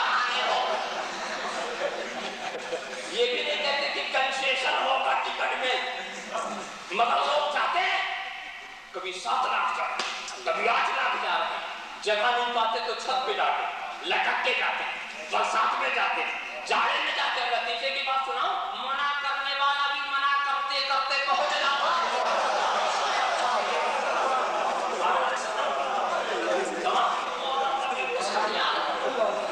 میں نے خود دیکھا کچھ منع کرنے والوں کو وہاں دیکھا، خواجہ کی پائکی دالان میں بیٹھا ہوا تھا تو کچھ لوگ اندر گئے۔ اچھا یہ بڑا اچھا ہوتا ہے کہ ان لوگوں کو سمجھنے سمجھانے کی ضرورت نہیں، دیکھو بھی تو سمجھ آتا ہے، دیکھتے ہی یہ سمجھ میں آ جاتا ہے، لہذا کچھ زیادہ گفتگو کی بھی ضرورت نہیں۔ تو یہ آستانے کے اندر بھی ہے، روزے میں بھی ہے، میں باہر بیٹھا ہوا تھا، اتنے میں یہ لوگ نکل کے اپنی طرف چلے گئے، مجھ سے کوئی بات کیا، ایک صاحب میرے جان پہچان کی بھی نکل آیا، لیکن کہا یہ کون لوگ ہے؟ میں نے کیا ملا؟ کہا انہوں نے تو عجیب فاتحہ پڑھی، بڑی الٹی فاتحہ پڑھی۔ میں نے کہا یہ الٹی فاتحہ کیسے ہوتی ہے؟ کہا کہ ہم نے یہ دیکھا کہ یہ لوگ ایسے ہاتھ چھوڑ کے کھڑے رہے، کچھ پڑھتے رہے، اس کے بعد مڑ کے چلے، نہ ہاتھ اٹھایا، پتہ ہی نہیں چلتا کچھ مانگا کیا نہیں مانگا، اپنے لیے کیا مانگا، کس کے لیے کیا مانگا، صاحب بازار کے لیے کیا دعا کی، اپنے لیے کیا دعا کی، کچھ نہیں، چپ چاپ مڑ کے چلے آئے۔ حالانکہ فاتحہ پڑھنے کے 2 ہی طریقے ہم جانتے ہیں، کچھ لوگ ہاتھ کو یوں باندھ لیتے ہیں، قرآن شریف پڑھتے ہیں، درود شریف پڑھتے ہیں، کچھ سورتیں پڑھتے ہیں اور ہاتھ اٹھا کے اس کا ثواب صاحب مزار کو بخش دیتے ہیں، اور کچھ لوگوں کا طریقہ یہ ہے کہ ہاتھ اٹھائی کر سب پڑھ لیتے ہیں اور پڑھ کے ثواب بھی بخش دیتے ہیں، مگر نہ ہاتھ اٹھایا نہ باندھا، یوں ہی کھڑے کھڑے واپس۔ ہم نے کہا دیکھو اگر جب تم نے ہم سے کہا تو میں سچی وکالت ان کی کروں، ان کے خیالات و نظریات کی سچی وضاحت، وہ وجہ کیا ہے؟ دیکھو اس طرح تم کھڑے ہوتے ہو نماز میں، کھڑے کریں، یہ حنفیوں کی نماز ہے نہیں، اسی لیے انہوں نے وہ ہاتھ باندھ کر کے نہیں کھڑے ہوئے تاکہ ان کا قیام نماز کے قیام سے نہ ملے۔ لیکن وکالت بالکل صحیح ہے، ہاتھ انہوں نے اسی لیے چھوڑ دیا تھا، ہاتھ باندھ دیں گے تو ان کا قیام جو ہے وہ نماز کے قیام سے مل جائے گا، لہذا انہوں نے یاد کیا، اور ہاتھ اٹھا دیں گے تو نماز والی دعا سے مل جائے گا، ہاتھ اوپر کر دیں گے تو امام شافعی والے قیام سے مل جائے گا، لہذا ہاتھ چھوڑ کے۔ تو میں نے سوچا کہ اگر مجھ سے مشورہ لیتے تو میں ایک رائے اور اچھی دیتا، اچھی یہ رائے دیتا کہ دیکھو نیچے ہاتھ باندھنا یہ حنفی فقہ اور اوپر ہاتھ باندھنا یہ شافعی فقہ، اور ہاتھ چھوڑ کے نماز پڑھنا یہ مالکی فقہ ہے۔ تو یہ تو مالکی قیام ہو گیا نا، ہاتھ چھوڑ کر کے پڑھنا یہ مالکی قیام ہوگا۔ تو میری رائے مان لو، نہ ادھر بھاگو نہ ادھر بھاگو، نہ ہاتھ چھوڑو، ہاتھ چھوڑو گے تو لوگ مالکی سمجھ لیں گے، ادھر باندھو گے تو لوگ حنفی سمجھ لیں گے، اوپر باندھو گے تو لوگ شافعی سمجھ لیں گے، میری رائے پیچھے باندھو، کسی کے نماز سے ملے ہی نہ،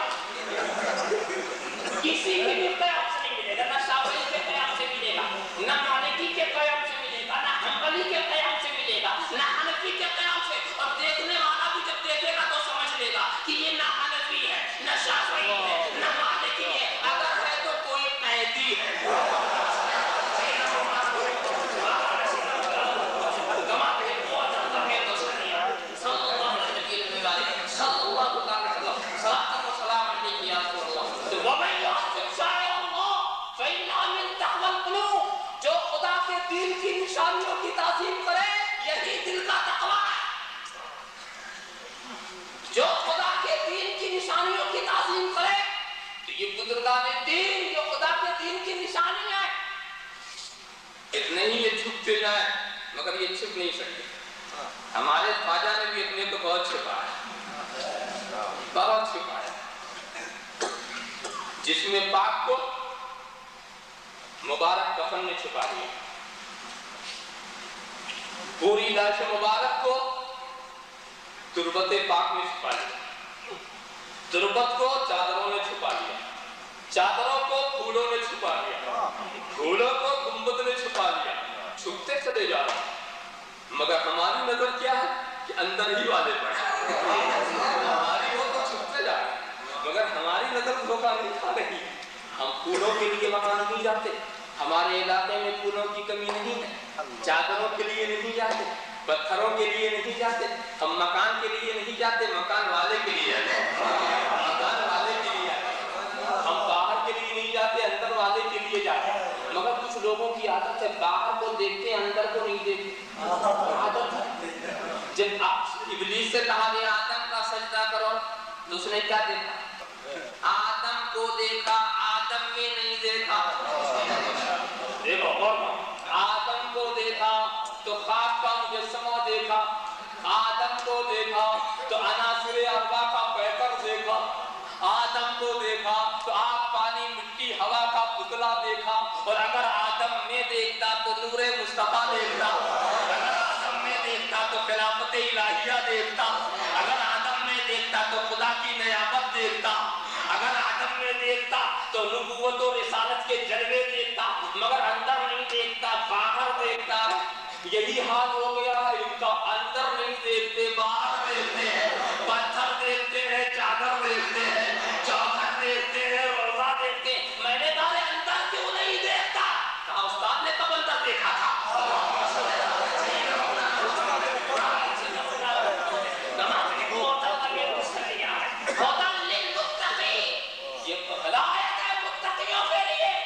پتا یہ چلا دوستوں، خلاصہ عرض کر دوں، قرآن جب راستہ دکھانے پر آتا ہے تو سارے انسانوں کو راستہ دکھاتا ہے، مگر جب وہ ہدایت پر آتا ہے، منزل تک پہنچانے پر آتا ہے تو انہی کو پہنچاتا ہے جو متقی ہوتے ہیں، جو دل کے تقوی والے ہوتے ہیں. اور دل کے تقوی والے وہی ہوتے ہیں جو اللہ کے شعائر کی تعظیم کرے، خدا کے دین کی نشانیوں کی تعظیم کرے. دیکھو دوستو ایک بات سمجھو، تعظیم نبی کی تعظیم فرض ہے کہ نہیں؟ ضرور ہوگا تو وقت کریں. مگر ایک بات بتاؤ، قرآن نے سنت نے نبی کی تعظیم کو فرض تو کر دیا، تعظیم کا کوئی طریقہ بھی بتایا کہ ایسے کرو. میں بتانا چاہتا ہوں آج ایک فلسفہ، اسلام دین فطرت اور فطرت کے خلاف اس کا کوئی حکم نہیں. اب اس کی وضاحت پھر کسی موقع پر میں کروں گا کہ دین فطرت کا کیا مطلب ہے. تعظیم کا حکم دے دیا اور یہ بتا کہ اظہار تعظیم کے کچھ طریقے ہی تو ہوں گے. تعظیم کرو مگر کیسے کرو یہ نہیں بتایا.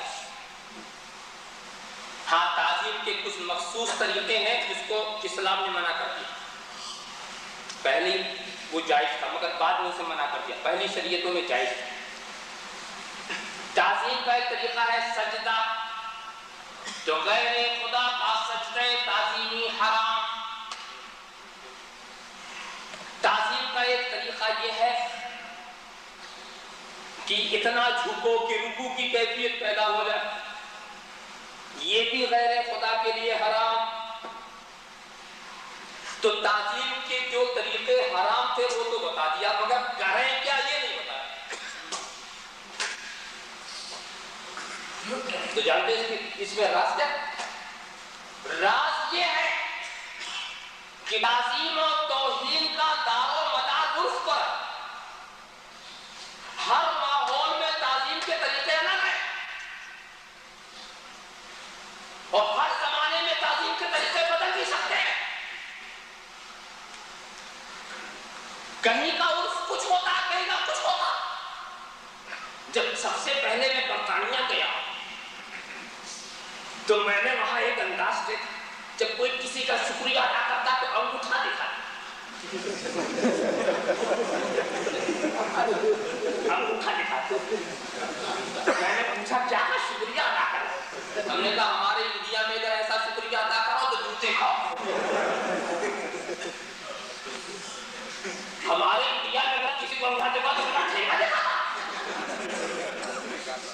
معلوم ہوا کہ وہاں تو یہ تعظیم کا طریقہ ہے مگر ہندوستان میں یہ طریقہ تعظیم کا نہیں.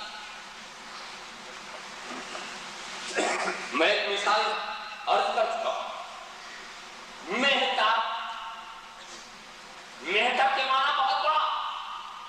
اب آج بھی فارس میں مہتاب کے معنی ہے بہت بڑا. آج بھی فارس میں جا کر کسی نبی کو مہتاب کہو تو کچھ نہیں, اور ہندوستان میں مہتاب کہو تو کافر ہو جائے. اس لیے کہ وہاں جو لفظ جس معنی کے لیے ہے اسی معنی میں ہے, اور ہمارے ہاں وہ معنی بدل چکا. معلوم یہ ہوا کہ تعظیم و توہین کا معاملہ عرف پر ہے. اسلام دین فطرت ہے. وہ عربیوں سے یہ نہیں کہے گا کہ اے عربیوں تم اس طرح سے تعظیم کرو اجمی جیسے کرتے ہیں, اور اے عربیوں تم اس طرح سے تعظیم کرو عربی جیسے کرتے ہیں. اے روسیوں, اگر اسلام یہ کہہ دے کہ اے عجمیوں تم اس طرح تعظیم کرو جیسے عربی کر دے, تو اسلام عربیوں کا دین ہوگا, عجمیوں کا دین نہیں ہوگا. عربیوں کا دین ہوگا, عجمیوں کا دین نہیں ہوگا. اور اگر اسلام یہ کہہ دے کہ اے روسیوں تم ویسے تعظیم کرو جیسے امریکی کرتے ہیں, تو اسلام یہ امریکیوں کا دین ہوگا, روسیوں کا نہیں ہوگا. اور اگر یہ کہہ دے اے امریکیوں تم ویسے تعظیم کرو جیسے روس والے کرتے ہیں, تو یہ بھی پابندی کی بات غلط ہوگی. تو اسلام کسی کو کسی کے بھی طریقے تعظیم کا پابند نہیں بناتا, بلکہ یہ کہتا ہے اے لوگوں بس سجدہ نہ کرو, رکوع نہ کرو, اس کے سوا تمہارے ملک میں تعظیم کے جتنے طریقے ہوں جیسے ہو کرتے جاؤ. ہم تو نبی کی تعظیم کرتے ہیں, ہم تو نبی کی تعظیم چاہتے ہیں. تمہارے ماحول میں تعظیم کا جو انداز ہو, تمہارے ماحول میں تعظیم کے جتنے طریقے بنتے چلے جائیں, وہ سب کے اطلاق کے اندر داخل ہوتے چلے جائیں گے. ذرا سا آپ خیال کریں کتنا آسان نسخہ ہے. آج ایک تعظیم کا طریقہ کل توہین کا بن جائے تو پھر وہ طریقے تعظیم نہ ہوگا. لہذا ایک طریقے پر جو ہے پابند نہیں کیا جا سکتا. جو جہاں جیسے تعظیم کا رواج ہو وہاں ویسے ہی تعظیم ہونی چاہیے. عربیوں سے کیا کہا تھا رسول نے کہ لا تقوموا لی کالاعاجم, میرے لیے قیام نہ کرو جیسے عجمی کرتے ہیں. یعنی اے عربیوں تم عربی ہو اور عرب میں تعظیم کے جو طریقے ہیں وہی اپناؤ, عجمیوں کی نقل مت کرو. معلوم ہوا کہ عرب عجم کا پابند نہیں ہے, اور تعظیم کے معاملے میں عجم عرب کا پابند نہیں, سب اپنے ماحول کے پابند, اپنے رواج کے پابند ہیں, اپنے عرف کے پابند ہیں. اور ایک بات میں بتا دوں, سرکار نے کیا کہا تھا, لا تقوموا لی, قربان جاؤ, لا تقوموا لی, میرے لیے قیام نہ کرو. یہ نہیں کہا تھا لا تقوموا لاحد, کسی کے لیے قیام نہ کرو, کسی کے لیے قیام نہ کرو, بلکہ کہا لا تقوموا لی. یہ کب کہا ہوگا, جب رسول آئے ہوں گے, صحابہ کھڑے ہوں گے. جب صحابہ کھڑے ہوں گے تو حضور نے کہا مت کھڑے ہو, مت کھڑے ہو, تو دونوں کو سبق مل رہا ہے. آنے والا جو معظم و محترم ہے, کوئی معظم محترم, یہ ہمارے قاری فیاض الحسن صاحب آ رہے ہیں, وہ آپ کھڑے ہوں گے تو یہ کہیں گے لوگوں میں آ رہا ہوں, کھڑے ہو جاؤ, اے لوگوں میں آ رہا ہوں, کھڑے ہو جاؤ. ایسا کہیں گے تو لوگ جو کھڑے بھی ہوں گے وہ بیٹھ جائیں گے, جو کھڑے بھی ہوں گے وہ بیٹھ جائیں گے. دماغ اس کا خراب ہے, اپنی تعظیم خود ہی کرا. معلوم ہے ان کا فریضہ یہ, تمہارا فریضہ یہ ہے کہ سنت صحابہ ادا کرو, کھڑے ہو جاؤ, اور ان کا فریضہ یہ ہے کہ سنت رسول ادا کریں کہ بیٹھ جاؤ, بیٹھ جاؤ. لا تقوموا لی, میرے لیے قیام نہ کرو. یہ تواضع کا درس تھا, یہ انکساری کا سبق تھا. مگر یہ مطلب نہیں ہے کہ تمہارے یہاں جو تعظیم کے طریقے رائج ہیں اس کے خلاف پھر اجمیوں کی طرف. مطلب یہ کہ عربیوں تم عجمی تعظیم کرے گا, تم اس کے پابند نہیں ہو, تمہیں اس کا پابند نہیں بنایا جا رہا ہے. یہ فطرت کے خلاف ہوگا کہ کسی کے طریقے کو کسی دوسرے کا پابند بنا دیا. تو اس چیز کو اچھی طرح. اب ایک بات بتاؤ, بس مجھ سے یہ پوچھو کہ ہمارے ماحول میں تعظیم کے کتنے طریقے ہیں؟ جانتے طریقہ کیا؟ اگر ہمارے یہاں کوئی لیٹا ہوا ہے اور کوئی محترم آتا ہے تو بیٹھا نہیں، اور اگر بیٹھا ہوا تو کھڑا ہو جاتا ہے. یہی طریقہ یا ایسا طریقہ ہے کہ کھڑا ہے تو بیٹھ جاتا اور بیٹھا ہے تو لیٹ جاتا. طریقہ یہی ہے. اچھا، اور سجدے سے بھی تعظیم اور رکوع سے بھی تعظیم، مگر سجدے اور رکوع کو تو روک دیا. اب آپ بیٹھے ہیں تو آپ کے لیے تعظیم کے کئی طریقے رہے. بیٹھنے والوں کے لیے 3، بیٹھنے والوں کے لیے تعظیم کے طریقے صرف 3 رہے. کیا؟ یا تو قیام کرے، یا سجدہ کرے، یا رکوع کرے. چوتھا طریقہ تو نہیں ہے نا. اچھا، اب اگر وہ سجدہ کرتا ہے تو حرام، رکوع کرتا ہے حرام، بچا کیا؟ قیام. سبحان اللہ. ایک ہی تو بچا نا. اب یہ بھی چھوڑ دو تو تعظیم کیسے کرو؟ اب یہ بھی اگر چھوٹ جائے تو یہ تو ایسے ہی ہوا. مثال کے طور میں تم سے کہوں پانی لاؤ، چپ ہو گیا، بچت نہیں کہتا. یہ نہیں کہا لوٹے میں لاؤ، گلاس میں لاؤ، جگ میں لاؤ، بڑے میں لاؤ، کیتلی میں لاؤ، کچھ نہیں کہا. تو اگر آپ گلاس میں لائیں گے تو بھی ٹھیک، جگ میں لائیں گے تو بھی ٹھیک، کیتلی میں لائیں گے جب بھی ٹھیک. میں نے مطلق کہا تھا پانی لاؤ، متعین نہیں کیا تھا اس چیز میں لاؤ. اب اگر میں یہ کہہ دوں کہ پانی لاؤ مگر لوٹے میں مت لانا، گھڑے میں مت لانا، تو اب اگر بڑے لوٹے میں لاؤ گے تو نافرمان، گلاس میں لاؤ گے تو فرمانبردار. حالانکہ میں نے گلاس کا نام نہیں لیا تھا. گلاس کو تو تم نے خود سوچا کہ اب لوٹے اور گھڑے کے سوا جو ملے گا اس میں لائیں گے. اور اگر میں یہ کہوں پانی لاؤ مگر گھڑے میں مت لانا، لوٹے میں مت لانا، گلاس میں مت لانا، کٹورے میں مت لانا، جگ میں مت لانا، کیتلی میں مت لانا، جتنی لانے کی چیز ہے کسی میں مت لانا مگر لاؤ. تو آپ کہیں گے اس کا دماغ خراب ہو گیا، جب ہر چیز حرام ہے تو لائے کہاں سے؟ تو ایک طرف کہا نبی کی تعظیم کرو، پھر کہے قیام مت کرنا، سجدہ مت کرنا، رکوع نہ کرنا. تو کیا تماشا کر رہے ہیں؟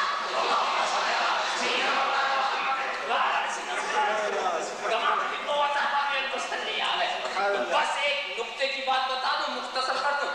تعظیم کرتے وقت 3 بات کو دیکھنا چاہیے، اور اگر تعظیم نہیں کرنا ہے تو بھی صرف 3 بات کو دیکھنا چاہیے. اگر تم تعظیم کرنا چاہو، پہلی بات ہی دیکھو کہ جس کی تم تعظیم کر رہے ہو وہ قابل تعظیم ہے، نمبر 1. اور جس عمل سے تم تعظیم کر رہے ہو وہ عمل تعظیم ہے. سبحان اللہ. سبحان اللہ. اور جس عمل سے تم تعظیم کر رہے ہو شریعت نے اس سے روکا نہیں ہے. بس 3 بات دیکھو، 3 بات دیکھنا ہے.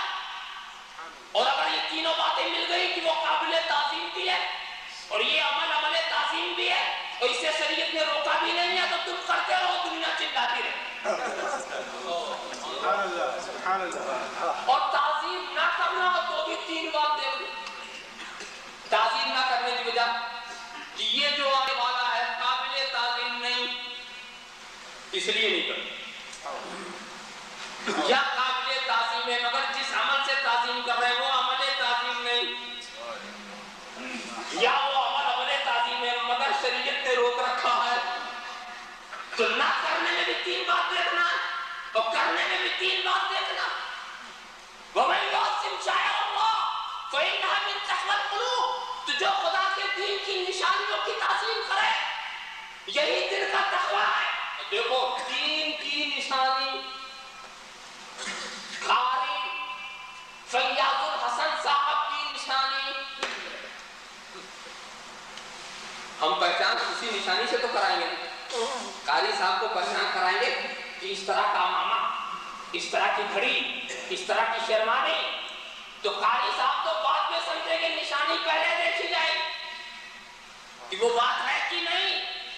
اور قاری صاحب اپنی معرفت جب تک کرانا چاہیں گے اپنی نشانیوں کو بچائیں گے، اور اگر یہ چاہیں گے ہمیں کوئی نہ پہچانے تو چشمہ بھی اتار دیں گے، امامہ بھی اتار دیں گے، ساری نشانیوں کو غائب کر دیں گے.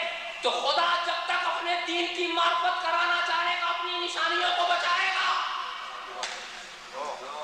اور قیامت تک دین رہے گا تو قیامت تک خواجہ کی رونق بھی رہے گی، غوث کے دربار کی چہل پہل بھی رہے گی۔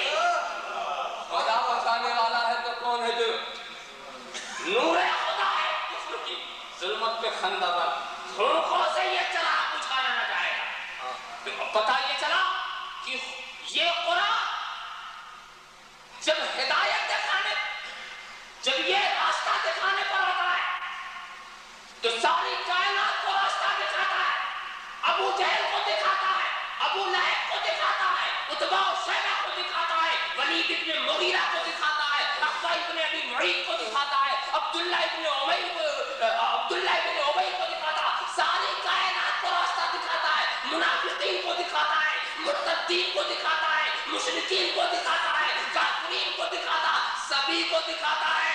مگر جب منزل تک پہنچانے کی بات آتی ہے تو غوث والوں کو پہنچاتا ہے، خواجہ والوں کو پہنچاتا ہے، نقشبند والوں کو پہنچاتا ہے، آقا سرورد والوں کو پہنچاتا ہے۔ راستہ دکھانا اور ہے تو منزل تک انہیں پہنچاتا ہے، اور راستہ سب کو دکھاتا ہے، راستہ سب کو دکھاتا ہے۔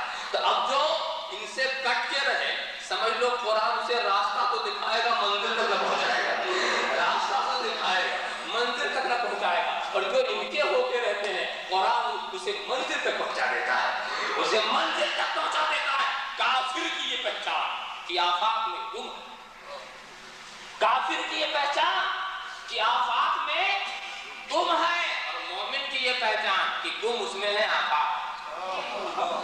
مومن کی یہ پہچان کہ گم اس میں ہے آفاق۔ کوئی اندازہ کر سکتا ہے ان کے زور بازو کا؟ نگاہ مرد مومن سے بدل جاتی یہ تقدیریں۔ یہ پیام دے گئی ہے مجھے باد صبح گاہی کہ خدا کی عارفوں کا ہے مقام بادشاہی۔ نہ پوچھ ان خرقہ پوشوں کو، بصیرت ہو تو دیکھ ان کو، یدے پیسہ لیے بیٹھے ہیں اپنی آستینوں میں، غوث کو